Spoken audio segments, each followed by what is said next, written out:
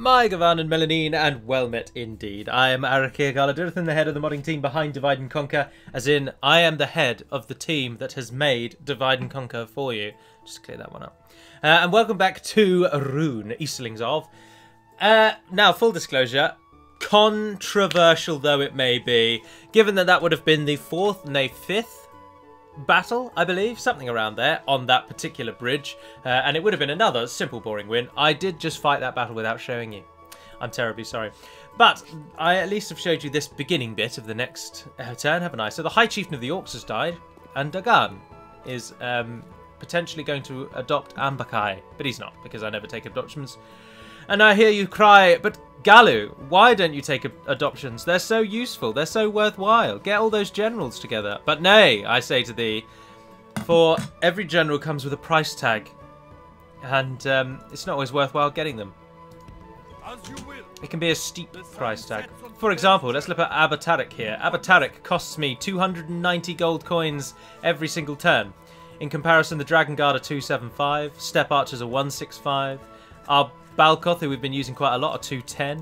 I mean, our basic militia are 155. So a general is very expensive, and so I don't adopt them that often. But you want a little bit of a rundown of Rhûn, as it's been longer than normal since the last one, because I did them the other way around. Well, we beat the attack of the dwarves at Wintilian Yor, and we are now heading north together with our army to take this village of Scarn, where we will then help push the dwarves back, or at least focus all the dwarves' attention on Scarn and stop with issues like this. And my army is now moving out. Abatarik there, as previously mentioned. He's going to pick some units up though, because he's going to take a little while to get past this place.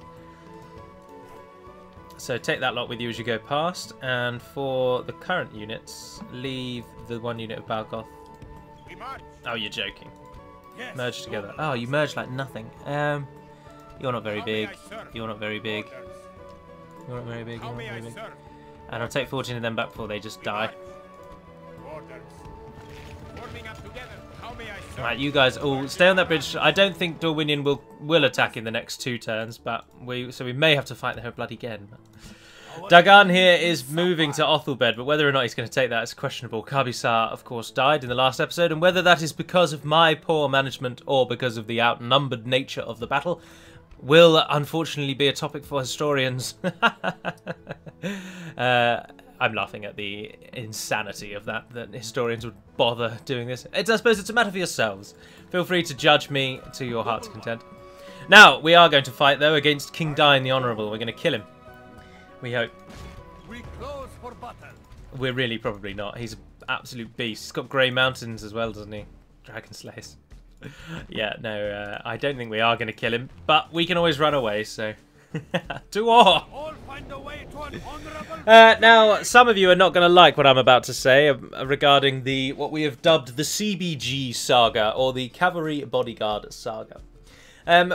We took back on the feedback about not nerfing the mass stat of the bodyguard because, and I can understand why many of you would feel that that would be annoying, because units that you would think mentally are going to be your best units turn out to not be able to charge at all. But let me just clear up one thing that people seem to still be confused about.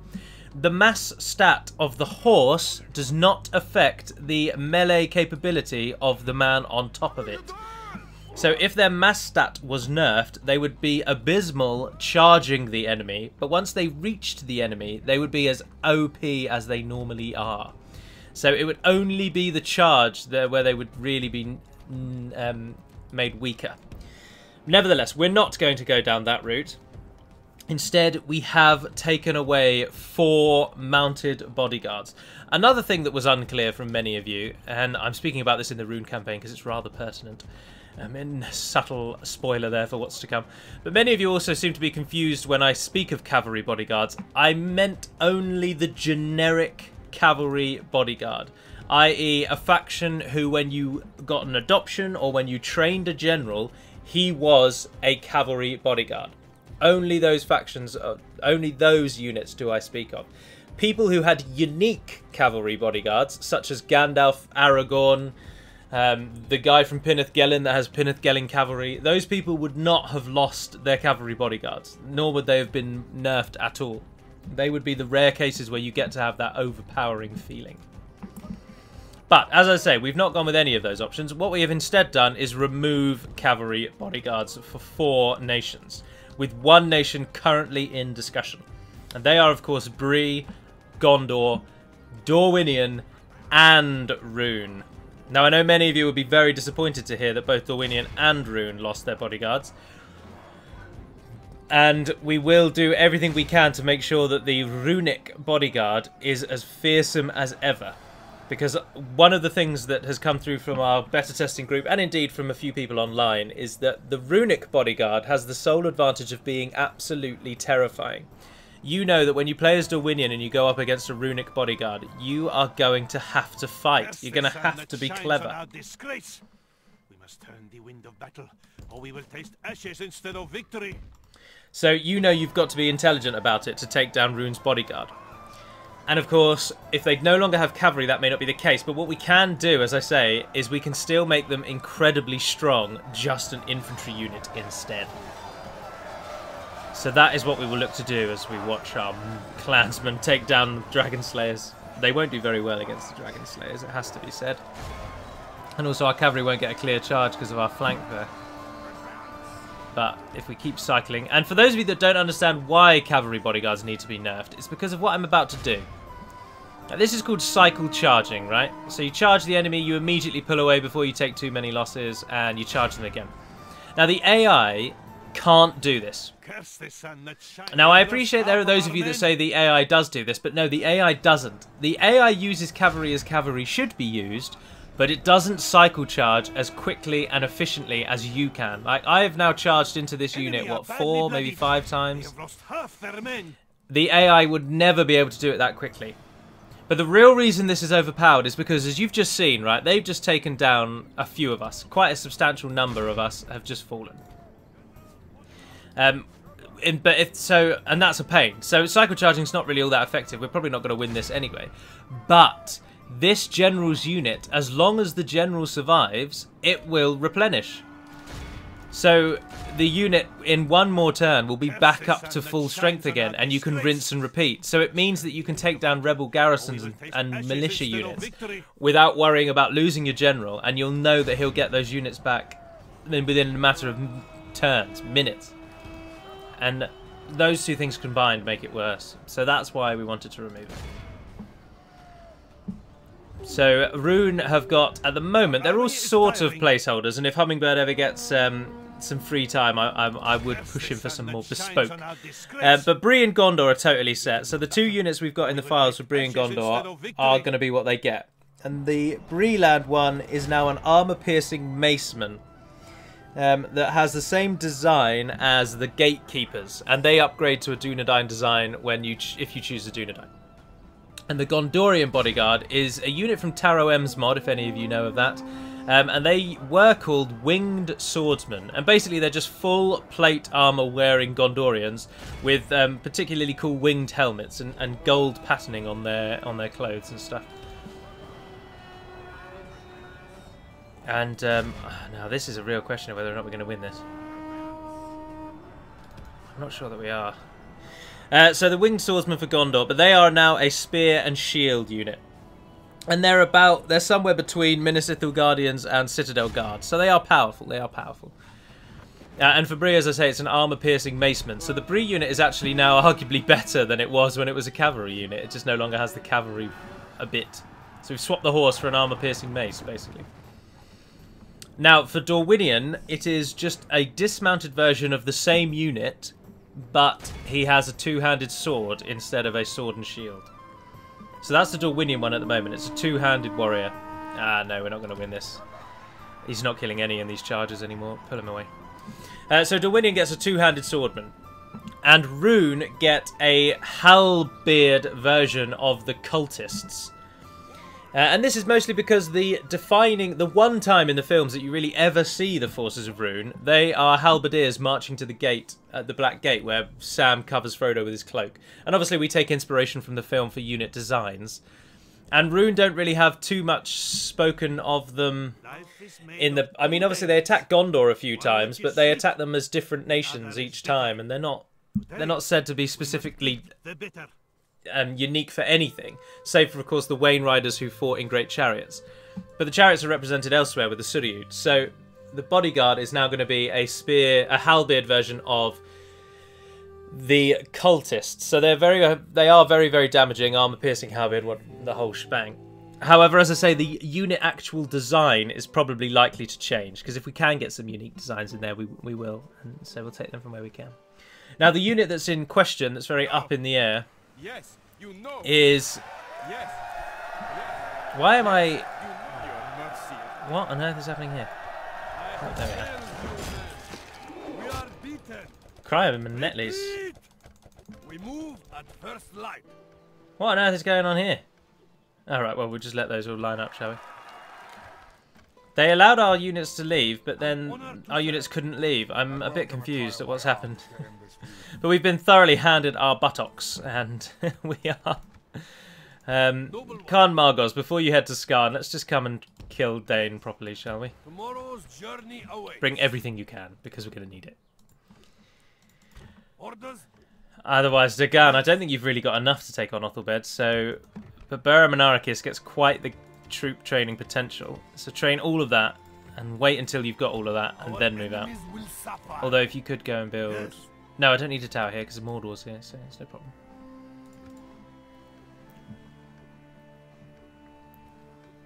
End the turn. Right, so as I say, the unit... Oh, he buggered off. No. He took it. Yeah. The bodyguard unit that is up in the air is the Imladris one. And this is because we're currently discussing potential ways of jazzing up the Imladris gameplay.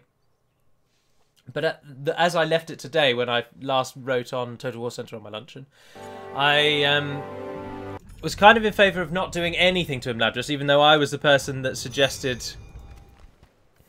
I'm not joining the invasion. I was the person that suggested what is currently being discussed by the team and the beta testers, but to be honest, I'm in favour of Imladris remaining. And so Imladris and Linden would have very straightforward gameplay, with one being slightly harder than the other one requiring a bit more money management, but having the OP Elrond family, or half-elven family. So Imladris is in discussion, so the bodyguard is going to be tied to whatever we do with them, because... Whilst I am in favour of removing generals' bodyguards, or mounted generals' bodyguards, Imladris, I really do subscribe to the theory that Imladris are so overpowered anyway that it's just not worth nerfing their bodyguard, because if you've chosen to play as Imladris, you've chosen already to play as an incredibly straightforward game. Now this is a very controversial topic again as well. I've seen quite a few people recently posting about how can people say Imladris is easy? It's really, really hard. And and then there are people who fervently fight for how easy Imladris is. So Imladris is actually split. People are split opinion on how hard or not Imladris is, which I find quite interesting. We've got more than enough for our troops, so we can keep moving out. I am also, I mentioned this, I think, in the Rune campaign. Maybe I didn't, because I didn't see the comments. I don't know. In the Bree campaign, sorry. I'm not going to start again. These are snapshots at points in time of version 2, and that's how they will remain. There is so much changed in version 2. To be honest, there'll be maybe a month or so where no one really does anything, and then there'll be 2, 3, 4 weeks, maybe even then a couple of months where there are changes almost every single day. So it's better to just say, no, I'm going to show you what it looks like now, and I can tell you about what we do going forward, and then in the next, whatever the next campaign will be, if there is one, if you still enjoy watching and listening to me by then we'll show new changes in version 2. So, I won't start any of them again.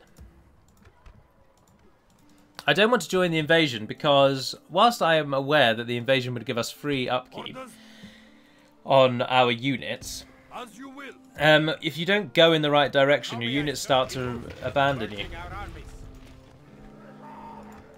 It's Khazad-dûm East, isn't it? So here. Nah, I'm not getting involved on that. You're on your own, lads. Noble one. I will bring this will be an honourable battle. Ruba. We've got quite a lot of archers. We need to kill this man very, very much. Because they've stupidly, absolutely pathetically, I mean, I can't even understand why. But the AI has sent both their heir and faction leader alone into our lands. So of course we're going to do them the honour of killing them. Why would we not? The battle appears to be running in our favour. Foolish is what they are. Very, very, very foolish. Spring forth. Infantry! Oh, I tell you what I need to do is I need to message EB2 and ask if we can have their nomadic towns.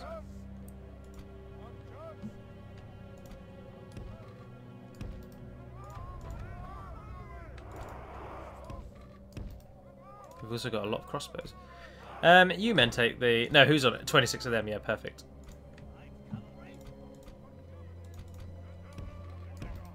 If someone has to go in, I think we'll send the halberdiers and the 26 and 4 clansmen.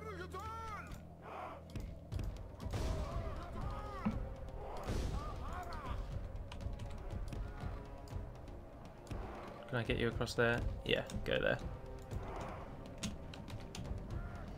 Crossbowmen, pull to that point, speed it up. 4 of you and 136 of you. I apologise, this is going to be, I give you fair warning, we're going to send basically each unit in turn and start shooting arrows at them until we run out of arrows, and then we'll engage in melee. Our men have done well. The gates have fallen.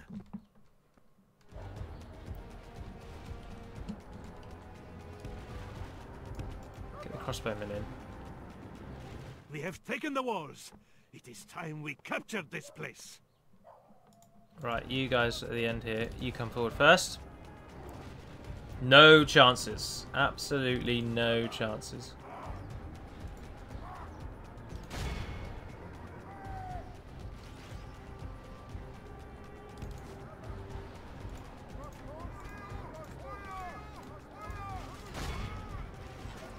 Turn and face.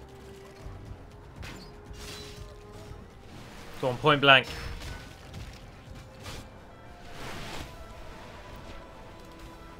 Pull away, pull away.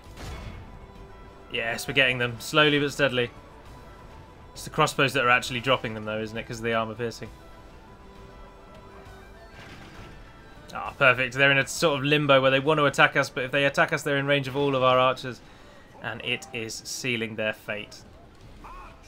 Cheesy, possibly. It's not cheesy, really, is it? I mean, they could just stay in the centre. Speaking of the centre, I'm told that I can, in the files, edit the amount of time it takes to capture a city by holding the town square. Which means we can effectively, if we wish, remove it altogether by setting it at 30 minutes, which makes it as long as the battles if you have battle timer on. Now, I won't make it that long, but I think you should have a little bit more time than 3 minutes. So I'm gonna make that longer. And the minute I'm thinking about 10 minutes, but I'd welcome your feedback. I'd welcome any suggestions you have. How long do you think a town should take to fall before it's considered captured? I've got an idea here so that we don't have to engage in melee at all. Oh, we've probably lost some units though. I'm sure some of our crossbowmen were killed by our own crossbowmen. Oh yeah, quite a few in fact. Whoops. It's right, our javelin men are coming through. The men of the Balkoth to kill this final dragon slayer. Ered Mithrin. Also, I've seen another unit in Reforged that I think would work really well as the officer battalion, the officer of all the Isengard battalions. He fell. He moved into the middle and then was just dropped. Oh, he killed one guy. 26 we lost, and we probably killed, and all of them were by us. The Balkoth guy must have healed. Oh no.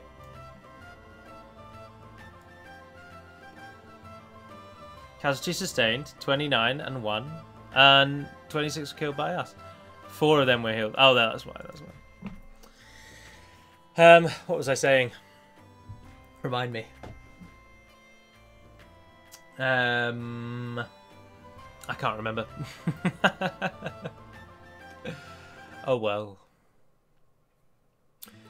It's getting warmer again, people, and I've returned my Dyson fan. You know what struck me about the Dyson fan? I bought the Dyson fan. It was 250 250 quid, 250 quid, I think. Courage have triumphed! And I returned it a week later, having realised that it's just not worth the money. But then it struck me that there's absolutely nothing stopping you buying the fan, especially with John Lewis, who cares so much about their clientele. They don't really ask why you're returning things. And even indeed in England, you can return things within a set time with John Lewis, and with any shop really, depending on, obviously every shop has different rules, but most places you can return something even if you just don't like it within the next sort of week or so. And it struck me that I had basically bought the fan when I was told there was a heatwave coming, used it through the duration of the heatwave, and then as soon as the heatwave passed, I returned the fan. And it honestly did strike me that there was absolutely nothing stopping you doing that. So next time you know there's a heatwave coming, go out and buy a £400 amazing Dyson fan, use it for the duration of the heatwave, and then return it. Because England is just not hot enough all year round to merit having air conditioning or a dedicated 300 quid fan. Our country's just not hot enough. We are a cold country. Our houses are built to keep heat in, not to let heat out, which is why obviously it gets so muggy when it does, the heat does descend upon us. Orders?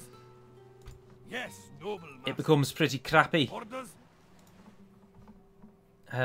So you can cheese the system. And when I was talking about how hot it was here, many of our American cousins in the comments were saying about how air conditioning is practically standard in every home in the South of America or whatever. But of course, England doesn't have those temperatures. Aircon is very expensive for no real purpose in England. There's very few times when you use it. I mean, if you had the money to get it, get it. I mean, those days when you do use it, it more than pays for itself. But for to be honest, if you had aircon in your house, I imagine you'd probably use it 2 weeks a year tops, and the rest of the time it's just off. It's just not really worth it, is it? But we're going to end the turn, and we're going to see what happens with this bridge. I think Dorwinion. They won't attack me now because there are 2 armies there. So they know if they attack the first one, the second one will be involved. So what we need to do is just wait until there's enough room. There's not a large army of theirs standing behind the bridge, and then we can press out. And we're going to go straight for Carasant, not Saint-Anouilh, because Carasant's up to the right. Oh no, actually, because Saint-Anouilh is the military centre of Dorwinion. Carasant can train troops, but nowhere near as quickly or cheaply as Saint-Anouilh. Oh, they've made it very easy for us. And we're in. Right, we'll give it another turn. They won't attack us because we're in pairs. And after this next turn, we will build more things in this fort, actually. Is there a general to keep behind, possibly? Yes. Ah, Zartoshi. The Balkoth, you're much better at staying behind. Next turn, I'll move you back into the fort. Alrighty. Burr Monarchist, you can't build anything, of course. And you're retraining as the general for some reason. Those cultists will not be retrained for a long time, so put them in a fort. Free upkeep on those. Can I get more free upkeep here? Anything? I can get a barracks. I'll get a leatherworker. Yeah, go on. How are we doing money-wise? Oh, we're doing alright, actually. Oh, we killed King Dane, didn't we? That was really unceremonious. I didn't mark that occasion. But then why would I mark the death of our hated enemy's lord? Oh, and it's Gimli! With a lot of cavalry. They're already really whoring out their mercenary troops. Although they can train those from their town centre in Erebor. Where's Gimli gonna go, is the question. If I stand on that bridge, he's going to go that way. And if I stand on that bridge, he's going to go that way. So, but he can't actually make it to either of them. Fascinating. He's definitely also got walking through their lands allowed. So if we were to take Scarn, I don't think they'll actually focus on Scarn. But we're going to have to deal with him before we go anywhere. So we might as well stand on that bridge for now. And just wait it out. Ruba, what are you building? Nothing. What of Elgar? Nothing either. And Temujin's Glory, 2 turns. End of turn. 74 turns in, can you believe it? 74. I do hope you did enjoy the Battle of Middle-earth video at the weekend. I imagine it may have come through in the video how annoyed I was that Raven did rush Malekith and kill him immediately. I was very annoyed. And after the video, I then did indeed speak with Raven, and he professed his innocence, but we were all too in agreement, I'm afraid, and he saw why we were so perturbed at his actions. Although what I am going to do is take those slightly better units from him. Look at these three. How may I serve? Orders. We march. You and you go with that one. And you join Abatarek. Look at the army that they've assembled to beat us, though. And look how much more they've... Jesus, Darwinian is just an absolute unit-making machine. They've got their wives and daughters on bloody baby duty 24/7. They're now sending what are probably not even fully grown adults at us. Their need for war is now so great. But this army, of course, we can't just stand there and leave it. But what we can try and do, I suppose, is move. Like, if we try and walk over to Stantanwy, they're not going to let an army of that size just wander through their land, surely. But we have now just given up the bridge to them, though, so... Strondos, you're going to need to be ready. And I shouldn't really have taken those elite troops, should I? That was really stupid. Because you're going to be needed to defend the bloody thing. Oh, well. What did Gimli do? Ah, he came straight at us. Gimli, you madman. Send our spy out over there towards southern Logathervold. Logathervold. You're going to be a little while. But then you will come up and hit them in the side. I'm also quite interested to see... Well, let's just bloody take a look. Turn 75. Let's see what the world's like, shall we?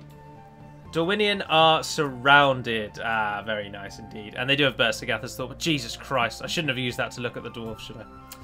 The dwarves are coming. Of course the dwarves are coming. They're our main enemy now. Because Dale have Witherboard, don't they? Look at Dale, look how good it looks.